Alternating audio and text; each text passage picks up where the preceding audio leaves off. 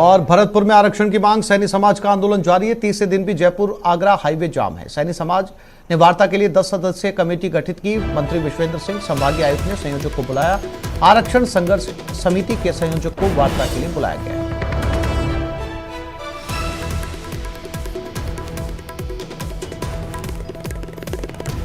एक बार फिर से तस्वीरें भरतपुर में सैनी समाज के आरक्षण को लेकर चल रहे आंदोलन की। हाईवे जाम है।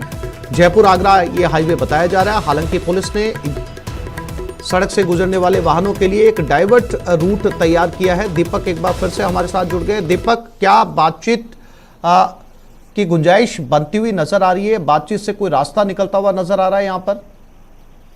देखिए आसिफ, आज आंदोलन का तीसरा दिन है और आज भी वार्ता का जो दौर है वो बनता हुआ नजर नहीं आ रहा है, क्योंकि राज्य सरकार द्वारा कैबिनेट मंत्री विश्वेंद्र सिंह और संभागीय आयुक्त को अधिकृत किया है आंदोलनकारियों से बात करने के लिए। लेकिन आंदोलन जो चल रहा है वो मुरारीलाल सैनी है, आरक्षण संघर्ष समिति के संयोजक, उनके नेतृत्व में चल रहा है और उन्होंने 10 सदस्यीय कमेटी गठन की है उनसे वार्ता के लिए। हेडक्वार्टर पर वार्ता होनी थी, लेकिन कैबिनेट मंत्री विश्वेंद्र सिंह और जो अधिकृत है उनका कहना था कि जो संयोजक हैं उनके नेतृत्व में उनके सामने ही वार्ता की जाएगी। तो ऐसे में आंदोलनकारियों ने स्पष्ट मना कर दिया है कि अब हम वार्ता नहीं करेंगे, ना ही 10 सदस्यीय कमेटी को वार्ता के लिए भेजेंगे। तो इसका मतलब साफ हो गया है कि जो वार्ता होनी थी वो विफल हो गई है और अब ऐसे में इनका कहना है कि अब जो वार्ता होगी वो आंदोलन स्थल पर ही होगी। चाहे कोई भी वार्ता करे, सरकार की तरफ से ये बातचीत करने के लिए तैयार है, लेकिन इन्होंने साफ तौर पर चेतावनी दी है कि आज अगर शाम तक आंदोलन स्थल पर वार्ता नहीं होती है तो कल पूरे राजस्थान को जाम किया जाएगा। और लगातार यहाँ पर आंदोलनकारियों की जो संख्या है वो बढ़ती जा रही है और धीरे धीरे दूर दराज से जो लोग हैं वो यहाँ पर पहुंच रहे हैं। और उन्होंने कहा है कि आज शाम तक जो वार्ता है वो कोई भी आकर के और ये धरना स्थल पर वार्ता करे, अन्यथा कल जो है पूरे राजस्थान में अलग अलग जो है जाम लगाया जाएगा और आंदोलन को तेज गति से जो है आगे बढ़ाया जाएगा। जी आसिफ। दीपक, जो दूसरा पक्ष है जिन्हें समाधान करना है, उनकी तरफ से कोई प्रतिक्रिया आई? देखिए, जिनको समाधान करना है उसमें राज्य सरकार ने कमेटी गठित की है। कैबिनेट मंत्री विश्वेंद्र सिंह और संभागीय आयुक्त को अधिकृत किया है। उन्होंने इनको न्योता दिया वार्ता के लिए। इन्होंने कहा कि आप हमसे आकर के वार्ता करिए। तो इन्होंने 10 सदस्यीय कमेटी का भी गठन कर दिया कि ठीक है, ये कमेटी जो है वो आपसे वार्ता करेगी और जो भी निर्णय होगा उसको समाज के सामने रखा जाएगा। लेकिन उनका कहना यह है कि जब तक संयोजक नहीं आएंगे तो वार्ता कैसे होगी। तो ऐसे में इनको भी जो है संशय लग रहा है, इनको ये लग रहा है कि कहीं इन 10 सदस्यीय कमेटी को वहां बुला करके और इनके जो संयोजक हैं वहां बुला करके आंदोलन को जो है बिगाड़ ना दिया जाए और कुछ प्रशासन जो है इनके साथ गलत ना कर दे, इसका जो है इनको डर लग रहा है। और ऐसे में इन्होंने अब मना कर दिया है कि हम नहीं जाएंगे और वो जो वार्ता के लिए जिनको समाधान करना है वो भी इंतजार कर रहे हैं कि कैसे ही ना कैसे करके ये आए और वार्ता हो, जिससे कि ये समाधान हो। क्योंकि लंबे समय से आगरा जयपुर नेशनल हाईवे जो है वो जाम कर रखा है इन्होंने और लगातार आमजन को जो है वो परेशानी हो रही है। लेकिन 3 दिन की जो वार्ता थी वो अब पूरी तरह से विफल हो गई है और आज 10:30 बजे वार्ता होनी थी वो भी विफल हो गई। अब आगे देखना ये होगा आसिफ कि ये जो आंदोलन है वो कब तक खिंचता है और कब तक जो इनकी वार्ता है वो नहीं बन पाती है। दीपक, जानकारी के लिए आपका धन्यवाद।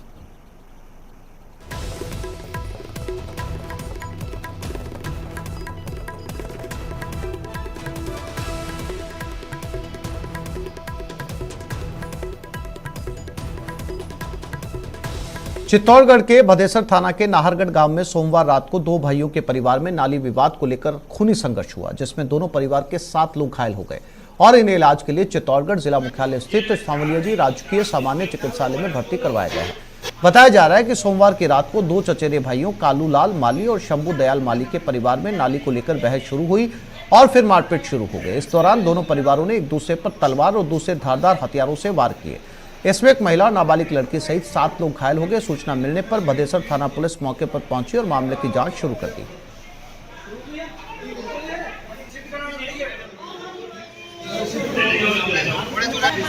एक मार मोड़ को बाण हो तो ये भली 2 जना वो 4 जना वो आया तो आया भी मार घर में आया बाणे निकले। अब बाणे निकल कई क्यों नहीं क्यों जिंगी ठाकुर नहीं मैंने देखो मुंह मार कबाड़ी पर मुंह आई सतरा तो माँ का आगला निकला तो ना भी तलवार वही थी मुंह लास्ट में थी या मन पे तलवार वही थी हम भी तो तलवार लेन ऊपर कतरा जना आवे 20 जना पूरा हेरे पड़ो बे 3 जना तलवार वही कई के जो इका पापा में वही मार एक तो देवर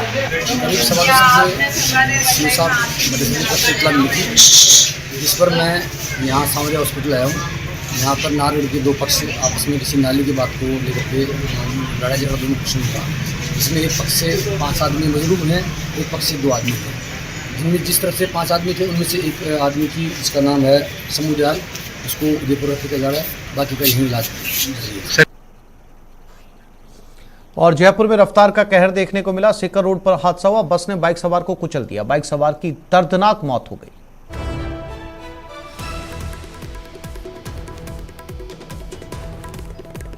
सीकर की यह घटना है, सीकर रोड की यह घटना है। चोमू पुलिया के करीब यह हादसा हुआ। जानकारी मिल रही है बस ने बाइक सवार को कुचल दिया। इसमें बाइक सवार की मौत हो गई। ये लो फ्लोर बस है, आप देख सकते हैं सीकर रोड की, जहां पर इस बस ने एक बाइक सवार को पूरी तरीके से कुचल दिया।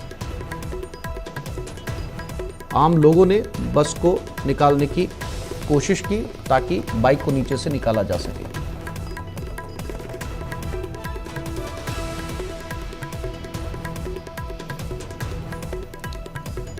मॉनसून से ऐन पहले राजधानी की सफाई व्यवस्था सैकड़ों सवाल खड़े कर रही है। बीवीजी कंपनी को हटाने के बाद ग्रेटर नगर निगम सफाई की सही व्यवस्था नहीं कर पाई, जिसका खामियाजा राजधानी के लोग भुगत रहे हैं। ना तो घर से कचरा उठाया जा रहा है, ना ही सड़क से, यानी सड़कों पर कचरे का ढेर लगा है।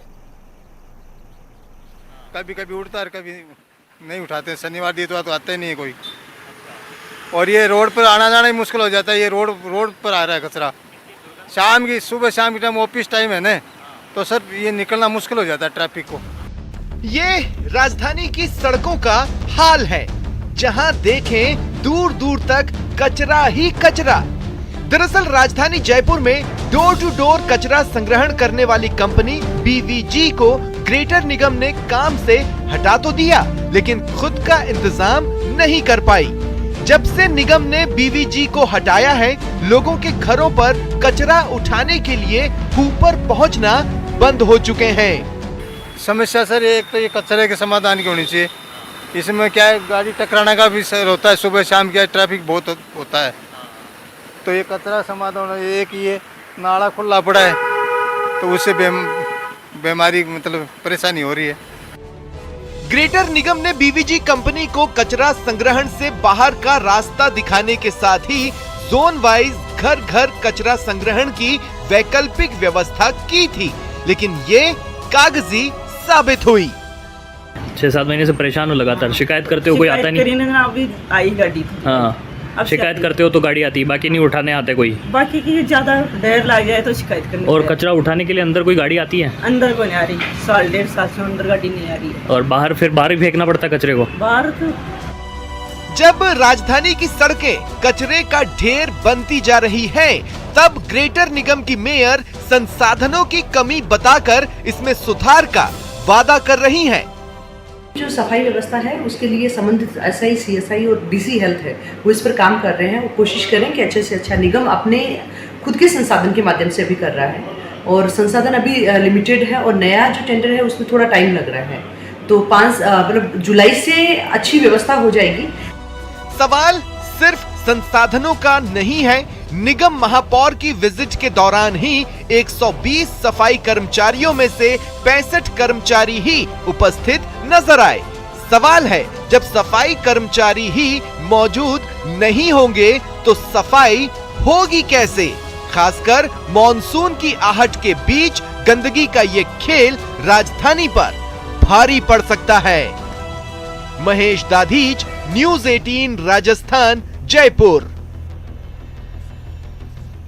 फिल्म अभिनेता राजपाल यादव ने जयपुर के चंदवाजी के निम्स यूनिवर्सिटी में फिल्म अर्ध का प्रमोशन किया। प्रमोशन के दौरान फिल्म डायरेक्टर पलाश मुच्छल और सिंगर पलक मुच्छाल भी साथ रहे। इस मौके पर निम्स यूनिवर्सिटी के डायरेक्टर बीएस तोमर ने फिल्म की टीम का स्वागत किया। इसके बाद राजपाल यादव और उनकी टीम छात्रों से रूबरू हुए। उन्होंने फिल्म से जुड़े संस्मरण सुनाए। स्टूडेंट्स की मांग पर पलक मुच्छाल ने गाना गाकर मनोरंजन किया। इस दौरान निम्स यूनिवर्सिटी की ओर से फिल्म अभिनेता राजपाल यादव को प्रोफेसर की उपाधि दी गई।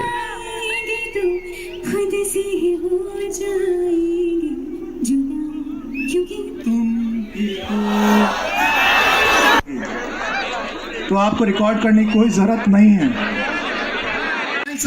फिल्म अर्ध जो है वो एक ऐसे दिनचर्या है हमारे आप जैसे सब कॉमन मैन की, जिसमें हम किसी भी फील्ड में काम करते हों, लेकिन हमें रोटी कपड़ा और मकान स्थितियां परिस्थितियों से जूझना और उसके साथ में आपको अपने सपनों को सच में होते हुए देखना, दोनों एक बोलते ना एक रेलगाड़ी है जिसकी दो पटरियां हैं कि एक तरफ करियर है और एक तरफ परिवार है, व्यवहार है, समाज है, संसार है। छोटा हिस्सा मैंने एक गाना गाया है इस मूवी में, लेकिन मेरे लिए मूवी इसलिए बहुत ज़्यादा स्पेशल है बिकॉज़ मेरे छोटे भाई ने इसे डायरेक्ट किया है। बहुत ही ज़्यादा इमोशंस इन्वॉल्व है हमारी पूरे परिवार की।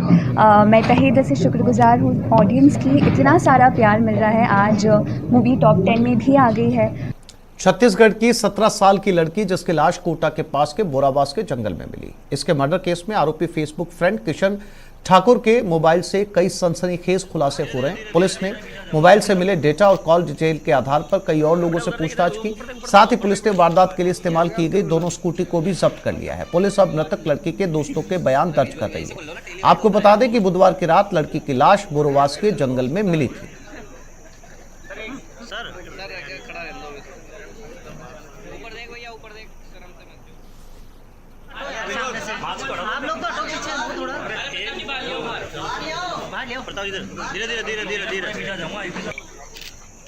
जोधपुर शहर में बाइक चोरों का आतंक जारी है। यहां लगातार वाहन चोरी की वारदातें सामने आ रही हैं। ताजा मामला मेड़ती गेट इलाके में स्थित हाथीराम ओड़ा क्षेत्र का है, जहां घर के बाहर खड़ी एक बाइक को चोर चुरा ले गए। चोरों की एक करतूत सीसीटीवी में कैद हो गई, जिसमें दिखाई दे रहा है कि किस तरह 3 बाइक चोर एक बाइक पर सवार होकर आते हैं। इन चोरों ने पहले एक दूसरी बाइक को चोरी करने की कोशिश की, लेकिन उसका लॉक नहीं तोड़ पाए और कुछ ही दूरी पर खड़ी एक अन्य बाइक को चुरा कर ले गए। चोरी करने के दौरान सीसीटीवी से चोर मुंह छिपाते नजर आए।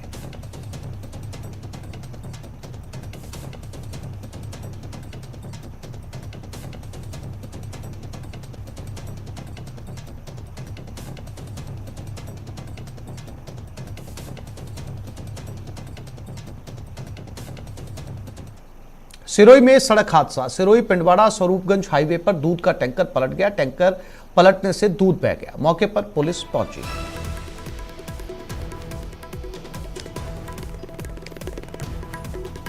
तो सिरोही पिंडवाड़ा स्वरूपगंज हाईवे पर दूध का टैंकर पलटा और इसमें से कई लीटर दूध जो है वो सड़क पर बह गया। सिरोही में ये दूध का टैंकर पलटा है। आप अंदाजा लगा सकते हैं इस सड़क के ऊपर बिखरा हुआ दूध देखकर। सारा दूध जो सैकड़ों लीटर में था वो सड़क पर बह गया।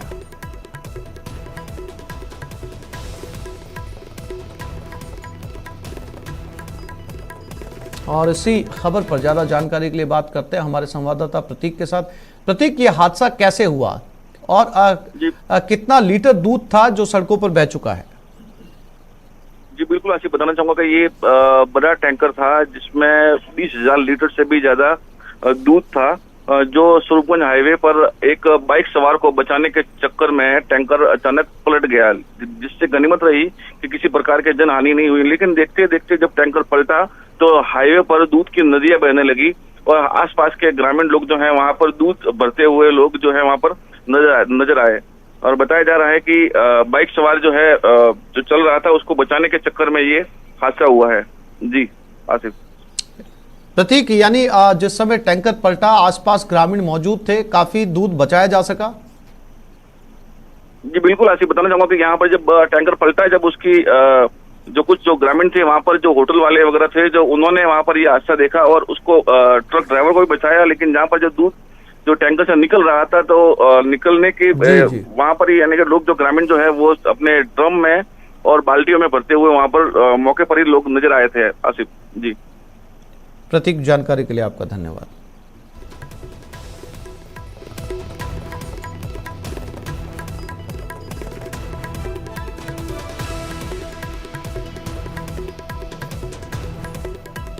अलवर जिले में पानी की किल्लत से परेशान महिलाओं ने विरोध प्रदर्शन किया। रामगढ़ नगर पालिका क्षेत्र के पिपरौली गांव में महिलाओं ने दिल्ली हाईवे रोड पर जाम लगा दिया। इस दौरान महिलाओं ने मटका फोड़कर विरोध जताया। करीब 3 घंटे तक कई किलोमीटर दूर लंबा जाम लग गया।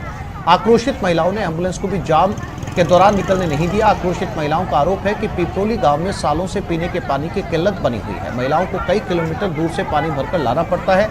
सूचना पर पहुंचे रामगढ़ तहसीलदार अधिशासी अधिकारी घमंडी लाल मीणा और थानाधिकारी रामनिवास मीणा ने समझाइश कर जाम को खुलवाया।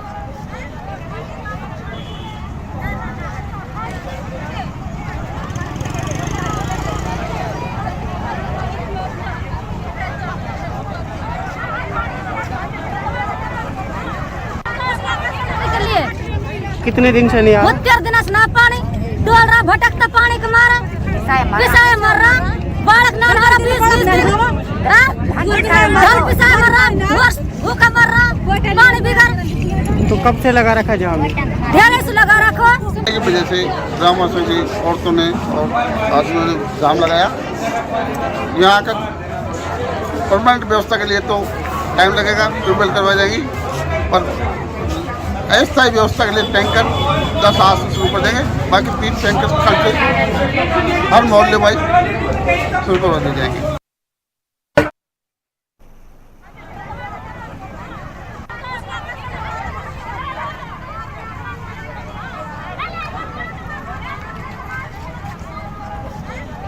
अलवर के मालाखेड़ा के चांद पहाड़ी गांव में सरकारी जमीन से अतिक्रमण हटाने के लिए पहुंची प्रशासन की टीम के सामने एक युवक ने आग लगाकर खुदकुशी की कोशिश की, जिसे गंभीर हालत में जिला अस्पताल भेजा गया। युवक की गंभीर हालत को देखते हुए उस बेहतर इलाज के लिए जयपुर रेफर कर दिया गया। दरअसल प्रशासन की टीम कोर्ट के आदेश के बाद अवैध कब्जे को हटाने पहुंची थी, जिस पर मंगतूराम गुर्जर का पिछले 30 साल से अवैध कब्जा है, जबकि पंचायत ने जमीन कन्हैया लाल को अलॉट कर दी थी। लेकिन मंगतूराम जमीन पर से कब्जा छोड़ने को तैयार नहीं था और जब पुलिस की मौजूदगी में प्रशासन ने कब्जा हटाने की कोशिश की तो मंगतूराम के बेटे ने अपने शरीर पर मिट्टी का तेल डालकर आग लगाई। मौके पर मौजूद प्रशासनिक अधिकारियों ने तुरंत घायल को इलाज के लिए अस्पताल भेजा। घटना के बाद इलाके में तनाव है।